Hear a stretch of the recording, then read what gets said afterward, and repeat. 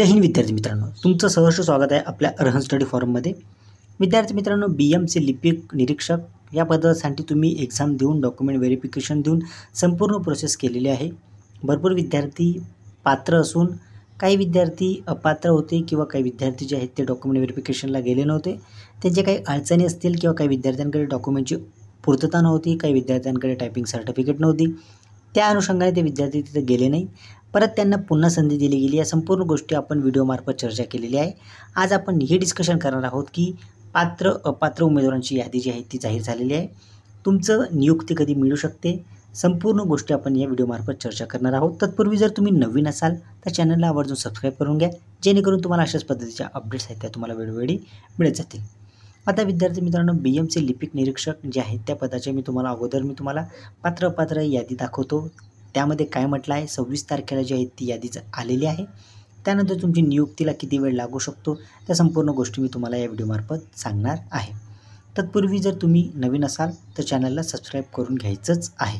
चला मग आता आपण डायरेक्ट सुरुवात करूयात की BMC लिपिक जी आहे ती जी आलेली आहे पात्र अपात्र यादी ते आपण आता पाहूयात।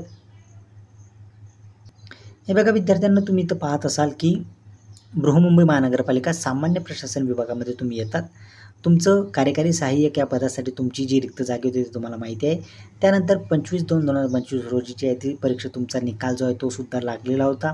त्यानंतर आता सूचनापत्र काय आलेलं आहे ते आपण थोडक्यात पाहणार आहोत। सदर परीक्षेमध्ये उत्तीर्ण झालेल्या उमेदवारांची निवडीच्या निकषानुसार सामायिक गुणवत्ता यादी, उमेदवारांची शैक्षणिक प्रमाणपत्र, इतर कागदपत्र पडताळणीच्या सापेक्ष एकूण 1825 उमेदवारांची तात्पुरता सामायिक निवड यादी तसेच प्रवर्ग निहाय तात्पुरता निवड याद्या सूचना क्रमांक जे आहेत 8/4/2025 याच्या अन्वये प्रसिद्ध करण्यात आलेल्या होत्या। अनुसूचित जमातीचे माजी सैनिक आरक्षणातील 21 उमेदवार जे आहेत ते गुणवत्ता यादीमध्ये उपलब्ध न झाल्यास सदर पदे हे शासन निर्णयानुसार सद्यस्थितीमध्ये रिक्त ठेवण्यात आलेले आहे। आता 21 पदं जे आहेत ते रिक्त ठेवण्यात आले, या पुढील पद भरतीमध्ये ॲड होतील, ते आता पुढील पद भरतीसाठी रिक्त ठेवण्यात आलेले आहे। त्यानंतर तुमचं डॉक्युमेंट व्हेरिफिकेशन झालं, ते सुद्धा तुम्ही व्यवस्थित केलं। त्यानंतर तुमच्याकडनं त्यांनी खूप जे कागदपत्र आहेत ते तुमच्याकडनं मागितल्या।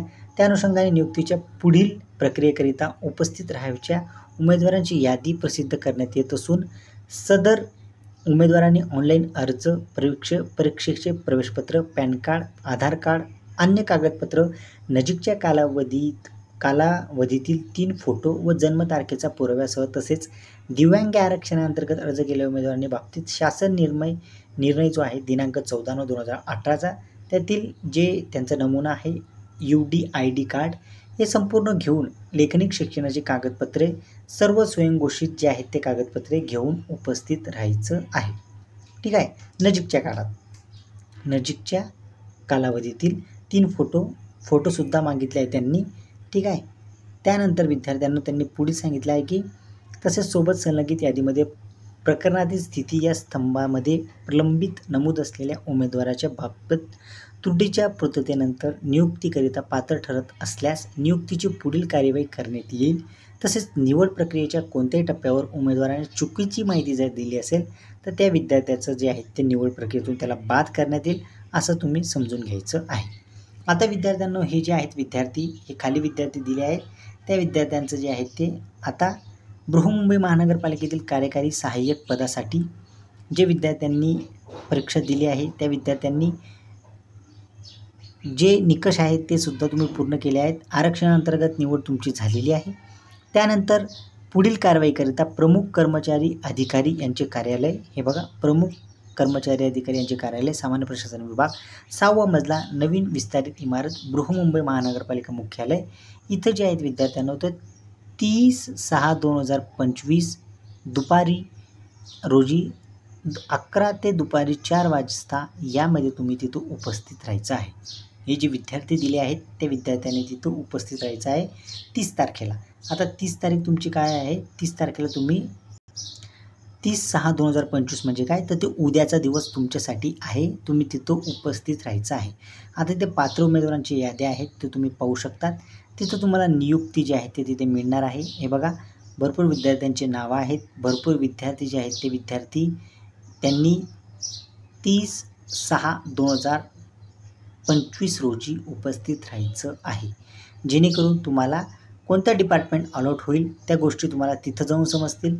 म्हणून त्यांनी हे जे तुम्हाला दिलेलं आहे सूचनापत्र ते तुम्ही तंतोतंत फॉलो करायचं आहे. आता राहिली गोष्ट निरीक्षक पदाची. निरीक्षक पदाच्याबद्दलसुद्धा अपडेट येऊन जाईल. त्यानंतर विद्यार्थी मित्रांनो, ज्या विद्यार्थ्यांची प्रलंबित स्थिती आहे किंवा ज्या विद्यार्थ्यांचे कारण आहेत ते सुद्धा त्यांनी इथं स्पष्ट केलेलं आहे.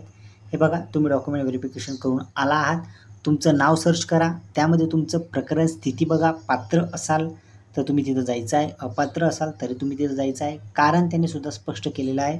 आता काही जे कारण मी तुम्हाला सांगण्याचा प्रयत्न करतो म्हणजे तुम्हाला गोष्टी समजून जातील. आता बघा, हे विद्यार्थी आहेत, त्यांचं नाव वगैरे आपल्याला काही घेणं देणं नाही. ते ओपनमध्ये होते, त्यांना इतके मार्क्स होते, 132.18 होते. ते अनाथमध्ये इन्स्टिट्यूशनमध्ये ते सिलेक्ट झालेले होते. त्यांचं जे प्रकरण आहे ते प्रलंबित आहे.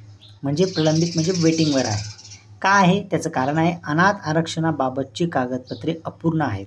आता यांची जर अपूर्ण कागद आहेत तर यांच्यानंतरचा जो विद्यार्थी आहे त्याला ते चान्स देतील. म्हणजे अशी जे कारणं आहेत ते कारणं भरपूर आहेत. विद्यार्थ्यांना कारणंसुद्धा त्यांनी दिलेलं आहे. त्या अनुषंगाने तुम्ही ते पाहून घ्यायचं आहे. तुमची स्थिती काय आहे, तुमची प्रकरणाची स्थिती काय आहे किंवा तुम्ही शैक्षणिक कागदपत्रे अपूर्ण आहात आहे. बघा, इथं आता STचा WR कॅन्डिडेट आहे किंवा वुमन रिझर्वेशनची कॅन्डिडेट आहे. तिचं मूळ जात प्रमाणपत्र सादर केलेलं नाही आहे. हे बघा, हे जे कॅन्डिडेट आहेत त्यांनी त्यांचं मूळ जात प्रमाणपत्र जे आहे ते सादर केलेलं नाही आहे. तुम्ही इथं पाहू शकता. हे बघा, आता हे विद्यार्थी आहेत ST जनरल 18मध्ये त्यांचं आहे, त्यांचंसुद्धा सिलेक्शन झालं होतं, पण तर शैक्षणिक कागदपत्रे त्यांची अपूर्ण आहेत. आता शैक्षणिक कागदपत्र म्हणजे काय, तुम्ही ग्रॅज्युएशन कंप्लीट केलं असेल त्याची डिग्री असू शकते किंवा तुम्ही जे टायपिंग सर्टिफिकेट असेल ते तुमचा जो क्रायटेरिया आहे त्याला तुम्ही फुलफिल केलं नसेल.